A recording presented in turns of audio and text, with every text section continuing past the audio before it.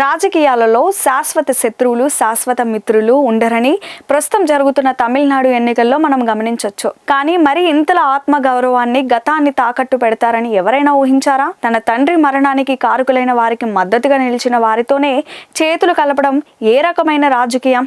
పదవి కోసం సిద్ధాంతాలను కన్న తండ్రి బలిదానాన్ని కూడా మర్చిపోవాలా? దశాబ్దాల పాటు ఒకరినొకరు శత్రువులుగా చూసుకున్న కాంగ్రెస్, డిఎంకే పార్టీలు ఈరోజు పక్కపక్కనే కూర్చొని నవ్వుతూ ఫోటోలకు ఎలా ఫోజులిస్తున్నారు? ఈ వింత పొత్తు వెనుకున్న అసలు రహస్యం ఏంటి? అధికారం కోసం ఆడుతున్న ఈ అవకాశవాద రాజకీయం గురించి ఇప్పుడు దేశమంతా ఎందుకు చర్చ జరుగుతోంది? ఇవన్నీ తెలియాలి అంటే మీరు ఈ వీడియోను చివరి వరకు చూడాల్సిందే. భారత రాజకీయ చరిత్రలోనే మే 21, 1991 ఒక మాయని మచ్చ. శ్రీ పెరంబందూర్ వేదికగా ఎల్టీటీఈ ఉగ్రవాదుల మాజీ ప్రధాని రాజీవ్ గాంధీని అత్యంత దారుణంగా పొట్టనబెట్టుకున్నారు. ఈ ఘటనతో దేశమంతా కన్నీరు పెట్టింది. అయితే ఆనాడు ఎల్టీటీఈకి ఆశ్రయం ఇచ్చింది ఎవరు?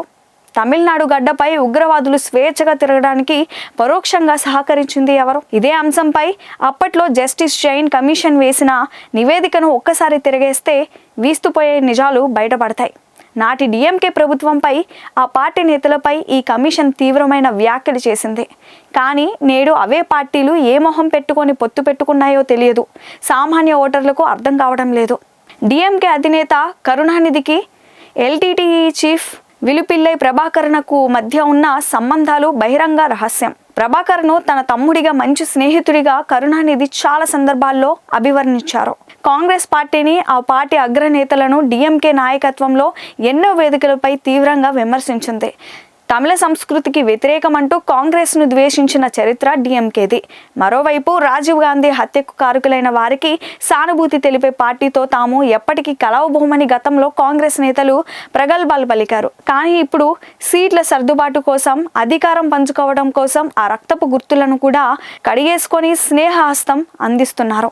ఇది పచ్చి అవకాశవాద రాజకీయాలకు పరాకాష్ట అని చెప్పక తప్పదు. రాహుల్ గాంధీ తన తండ్రి గురించి భావోద్వేగంగా మాట్లాడుతుంటారు. కానీ అదే తండ్రి హత్యతో పరోక్షంగా వేలు చూపించిన పార్టీతో వేదిక పంచుకుంటున్నప్పుడు ఆ భావోద్వేగాలు ఎటుపోయాయి. కేవలం బీజేపీని ఓడించడమే లక్ష్యంగా తమ మూలాలను, తమ నాయకుని బలిదానాన్ని పక్కన పెట్టడం ఎంతవరకు సమంజసం?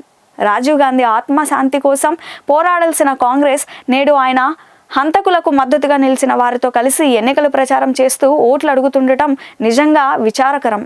తమిళనాడు రాజకీయాల్లో డిఎంకే ఎప్పుడు తన స్వార్థం కోసమే పనిచేస్తుందని విమర్శలున్నాయి. అవసరం ఉన్నప్పుడు కాంగ్రెస్ను వాడుకోవడం, అవసరం తీరాక విసిరివేయడం ఆ పార్టీకి అలవాటే. మరిప్పుడు కాంగ్రెస్ పార్టీ ఇంతటి దైన్య స్థితికి చేరుకుందా?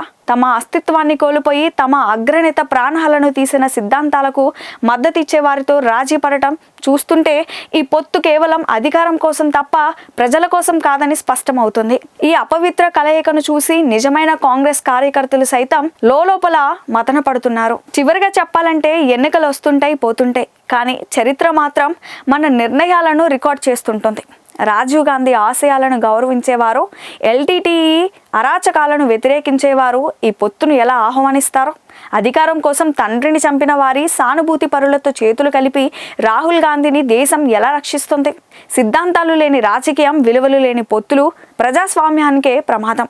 మరి ఈ అవకాశవాద రాజకీయాలకు తమిళనాడు ప్రజలు ఓటు ద్వారా ఎలాంటి బుద్ధి చెప్తారో వేచి చూడాలి. My Media, the voice of India.